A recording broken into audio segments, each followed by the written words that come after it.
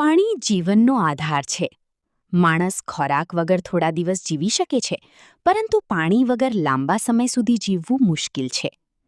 આપણા શરીરનો મોટો ભાગ પાણીથી બનેલો છે, અને શરીરના લગભગ દરેક કાર્યમાં પાણીનો મહત્વનો ભાગ હોય છે.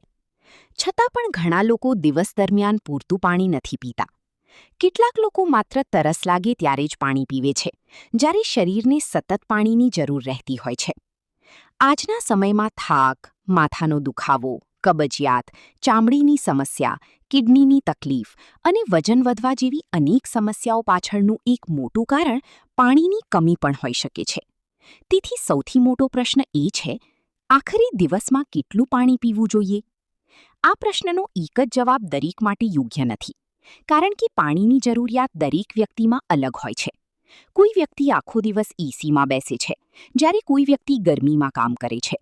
કોઈ વ્યાયામ કરે છે, તો કોઈ શારીરિક મહેનત ઓછી કરી છે. એટલે પાણીની જરૂર પણ અલગ અલગ હોય છે. શરીરમાં પાણીનું મહત્વ. શરીરમાં પાણી માત્ર તરસ બુઝાવવા માટે નથી, તે અનેક મહત્વના કામ કરે છે. શરીરનું તાપમાન નિયંત્રિત રાખે છે, પાચન પ્રક્રિયામાં મદદ કરે છે, ખોરાકમાંથી પોષક તત્વો પહોંચાડે છે, શરીરમાંથી ઝેરી પદાર્થો બહાર કાઢે છે, સાંધા અને હાડકાની લુબ્રિકેટ રાખે છે, મગજ અને હૃદયને યોગ્ય રીતે કામ કરવામાં મદદ કરે છે. જો શરીરમાં પાણી ઓછું થઈ જાય, તો શરીરની ઘણી પ્રક્રિયાઓ ધીમે ધીમે પ્રભાવિત થવા લાગે છે. દિવસમાં કેટલું પાણી પીવું જોઈએ? સામાન્ય રીતે નિષ્ણાતો 2 થી 3 લીટર પાણી રોજ પીવાની સલાહ આપે છે, એટલે લગભગ 8 થી 12 ગ્લાસ પાણી. પરંતુ આ માત્ર એક સામાન્ય માર્ગદર્શન છે. પાણીની જરૂરિયાત કઈ બાબતો પર આધાર રાખે છે? 1. વજન. વજન વધુ હોય તો શરીરને વધુ પાણીની જરૂર પડે છે. 2. હવામાન. ગરમીમાં વધુ પરસેવું થાય છે, તેથી પાણી વધુ જોઈએ. 3. શારીરિક મહેનત. જેઓ કસરત કરે છે અથવા મેદાનમાં કામ કરે છે, તેઓએ વધુ પાણી પીવું જોઈએ. 4. આરોગ્ય. કેટલાક રોગોમાં શરીરને વધુ પાણીની જરૂર પડે છે. પાણી ઓછું પીવાથી થતા સંકેતો. શરીર પાણીની કમી થવા લાગે ત્યારે ઘણા સંકેતો આપે છે. 1. મોં સુકાઈ જવું. આ સૌથી સામાન્ય સંકેત છે. 2. ગાઢ પીળો પેશાબ. પેશાબનો રંગ જેટલો ગાઢ એટલી પાણીની કમી. 3. માથાનો દુખાવો. પાણીની કમી બ્લડ સર્ક્યુલેશનની અસર કરે છે. 4. થાક. શરીરને પૂરતી ઊર્જા મળતી નથી. 5. ચક્કર આવવું. ડિહાઇડ્રેશનનું ગંભીર લક્ષણ હોઈ શકે છે. સવારે પાણી પીવાનું મહત્વ. સવારે ઉઠતા જ પાણી પીવાથી શરીરને ઘણા ફાયદા થાય છે. શરીર ડિટોક્સ થાય છે, પેટ સાફ થાય છે, પાચન સુધરે છે, મેટાબોલિઝમ ઝડપી બને છે. ઘણા લોકો સવારે ખાલી પેટે 1-2 ગ્લાસ પાણી પીવાની આદત રાખે છે. પાણી પીવાની સાચી રીત. ઘણા લોકો પાણી તો પીવે છે, પરંતુ ખોટી રીતે. ધીમે ધીમે પાણી પીવું. એકસાથે ઘણું પાણી ન પીવું. બેસીને પાણી પીવું. આયુર્વેદ મુજબ બેસીને પાણી પીવું સારું માનવામાં આવે છે. ખૂબ ઠંડુ પાણી ટાળવું, ખાસ કરીને ભોજન પછી. ક્યારે પાણી પીવું? સવારે ઉઠતા જ. શરીર માટે ખૂબ ફાયદાકારક.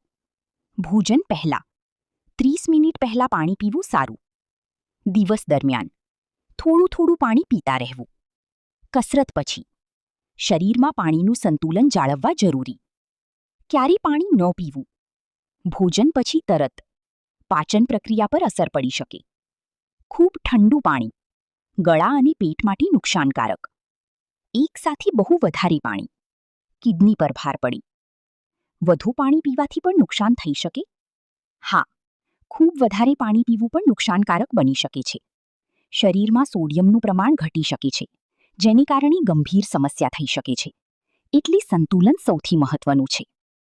પાણી અને વજન ઘટાડો. ઘણા લોકો વજન ઘટાડવા માટે પાણીનો ઉપયોગ કરે છે.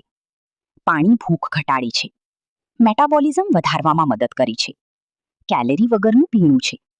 ભોજન પહેલાં પાણી પીવાથી વધારે ખાવાથી બચી શકાય. પાણી અને ચામડી. પાણી ચામડી માટે ખૂબ જરૂરી છે. ચામડીમાં ગ્લો આવે છે. સૂકી ચામડીમાં સુધારો થાય છે. પિમ્પલ્સ ઓછા થઈ શકે છે. પરંતુ માત્ર પાણીથી જ બધું બદલાઈ જાય એવું માનવું યોગ્ય નથી.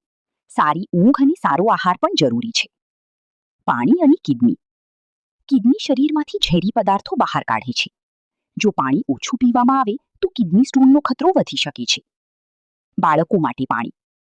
બાળકો ઘણી વખત રમતમાં પાણી પીવાનું ભૂલી જાય છે. તેથી માતા પિતાએ ધ્યાન રાખવું જોઈએ કે બાળક પૂરતું પાણી પીવે. વૃદ્ધ લોકો માટે પાણી. ઉંમર વધતા તરસની લાગણી ઓછી થઈ શકે છે, એટલે વૃદ્ધોએ સમયાંતરે પાણી પીવું જોઈએ.